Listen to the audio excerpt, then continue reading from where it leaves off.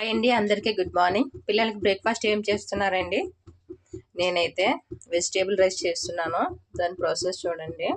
First of all కళాయి తీసుకొని నూనె వేసుకున్నాను. తర్వాత నెక్స్ట్ ఆవాలు వేస్తున్నాను. కొంచెం ఆవాలు చిటిపట్లు ఆడాలి. నెక్స్ట్ వచ్చేసి కరివేపాకు వేద్దాం.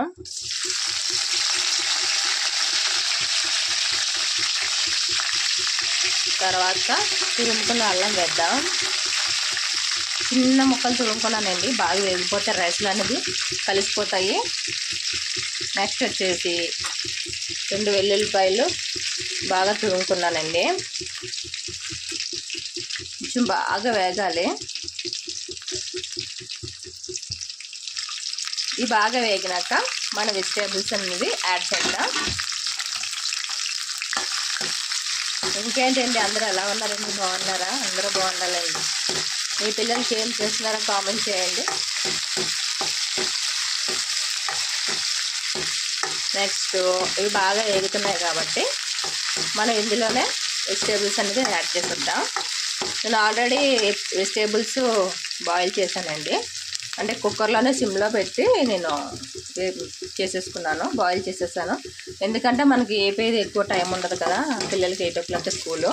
ఇంకా అందుకని నేను ఏం చేశానంటే కుక్కర్లోనే ఆవిరి పెట్టేశాను. ఆవిరి పెట్టేసినవి ఇందులో వేసేస్తాము. అంటే మనకు కొంచెం టైం అనేది సేవ్ అవుతుందండి. అంటే పచ్చివి కూడా మామూలుగా వేపుకోవచ్చు, అదంటే టైం పట్టేస్తుంది. అందుకని మనకి అంటే మీకు కొంచెం ఎర్లీగా చేసుకోవాలనుకుంటే ఇలా చేసుకోండి, లేకపోతే ఇలా కూడా చేసేసుకోవచ్చు. ఎలాగంటే కొంచెం టైం పడుతుంది, ఎలాగంటే టైం అవసరం లేదండి. ఒక 10 minutes 15 minutesలో అయిపోతుంది. ఇవైతే బాగా వేగాయి. నెక్స్ట్ క్యారెట్ మనం ఎక్కువ అవసరం లేదండి వేపేది, కొంచెం లైట్గా వేపేస్తే సరిపోతుంది. ఎందుకంటే మనం బాయిల్ చేసేసాను కాబట్టి. నెక్స్ట్ బీన్స్, మళ్ళీ మెత్తగా అయిపోద్ది రైస్లో మనకు కనబడాలి ఇది. బీన్స్, నెక్స్ట్ వచ్చేసి బఠానీ అండ్ ఒక బంగాళదుంప వేస్తున్నాను. చూడండి, గ్రీన్ బఠానీ అండి, అది కూడా బాయిల్ చేసేసాను. మొత్తం అంతా స్టీమ్ పెట్టేసాను నేను.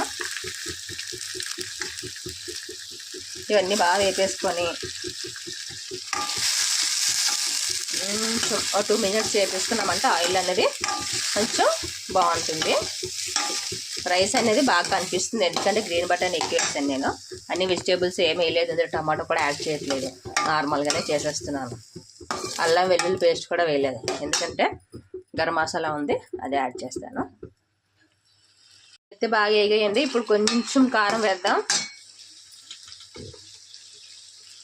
చూసుకొని వేసుకొని, పిల్లలకు కదా కారము, కొంచెం చూసుకొని యాడ్ చేసుకోండి, ఎక్కువ వద్దు, మళ్ళీ తినలేరు వీళ్ళు పిల్లలు.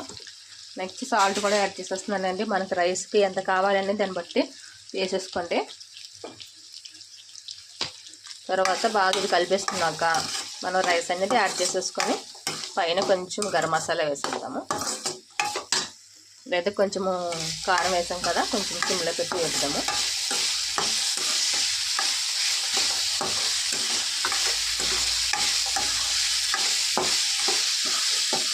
ఇప్పుడైతే రైస్ వేసేస్తామండి. రైస్ అయితే యాడ్ చేసేసాను. మనం ఇదంతా బాగా కలిపేసుకోవాలి.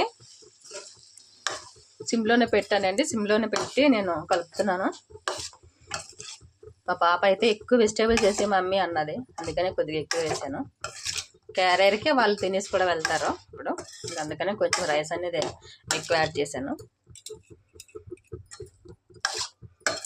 ఇప్పుడైతే మనం కొంచెం మసాలా పౌడర్ వేసేసుకుందాం.